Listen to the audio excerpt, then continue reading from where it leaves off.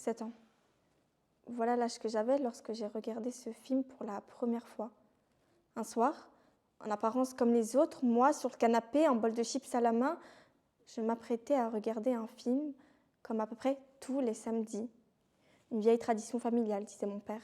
J'y prêtais peu attention, car à mon âge, je ne comprenais pas la plupart des films bien trop compliqués pour moi. À ce moment-là, ma réalité n'était qu'insouciance.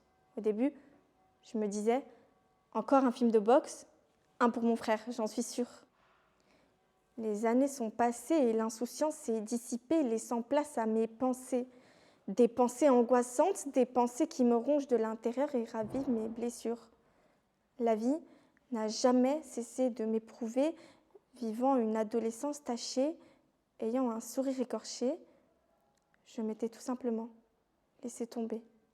C'est à ce moment où j'ai voulu tout envoyer valser, ne jamais me relever, que je me suis rappelée de ce fameux film regardé il y a quelques années. À 17 ans, je m'apprêtais à le visionner une seconde fois. J'ai l'impression qu'il me parle, que ces phrases aussi poignantes que les coups donnés sur un ring résonnent en moi. Alors qu'en réalité, Rocky parle à son fils. Peu importe à quel point tu es fort, la vie te mettra à genoux et te laissera là si tu te laisses faire. Ou encore, personne ne frappe aussi fort que la vie. Mais ce n'est pas la force des coups que tu donnes qui compte, c'est la force des coups que tu peux encaisser tout en continuant d'avancer. Ces mots sont prononcés par Rocky. Vous savez, ce plus ou moins gros bonhomme qui se sert de ses poings pour frapper ses adversaires. Ces paroles me rappellent que la vie n'est pas une toile remplie de couleurs, que quelquefois des ombres s'y posent, mais que c'est dans ces contrastes que se dessine la véritable force. Sa victoire ne dépend pas seulement de ses coups, mais aussi à sa capacité à se relever, à encaisser et à continuer le combat. Il porte un nombre incalculable de cicatrices sur son corps, tout comme moi dans mon cœur. Et on pourrait croire que ces marques sur son visage sont des signes de faiblesse, d'inattention, mais attention, ces marques sont en réalité la preuve de sa force intérieure. Et je suis ravie de vous informer que nous aussi, nous portons des cicatrices. Certes, elles ne se voient pas toujours, mais ce qui est sûr, c'est qu'elles laissent un souvenir de nos épreuves passées. Et à la fin du film, 2 chemins s'offraient à moi. Le premier, celui de l'abandon, et le deuxième, celui de la motivation.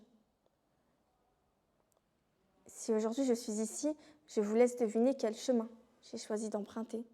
Certes, je n'ai pas choisi le chemin de la facilité. J'ai dû entreprendre un travail sur moi-même pour comprendre que oui, la vie nous malmène, qu'il y a des forces qui jalonnent notre parcours, tantôt appelées le destin pour certains, ou même Dieu pour d'autres. C'est un fait. Nous tombons. La vie nous donne des coups plus ou moins forts selon la capacité de résistance propre à chacun. Se relever, même lorsque nous sommes désespérés, voilà le chemin de la vérité. Oui, le chemin de la résistance, le choix de la résilience. De plus, il faut se l'avouer qu'il n'y a pas meilleur sentiment à éprouver que lorsque nous nous relevons. Vous savez, ce sentiment avec un petit côté sucré. Assurément, je parle de la fierté.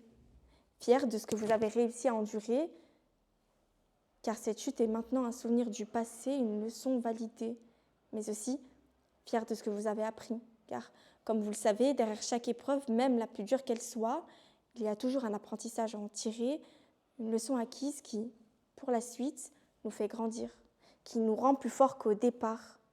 Ce sont toutes ces épreuves qui nous façonnent, oui, qui font de nous ce que nous sommes. Aujourd'hui, j'ai 20 ans et il m'arrive encore de tomber, mais je ne veux plus tout envoyer valser, non. Je veux continuer à danser.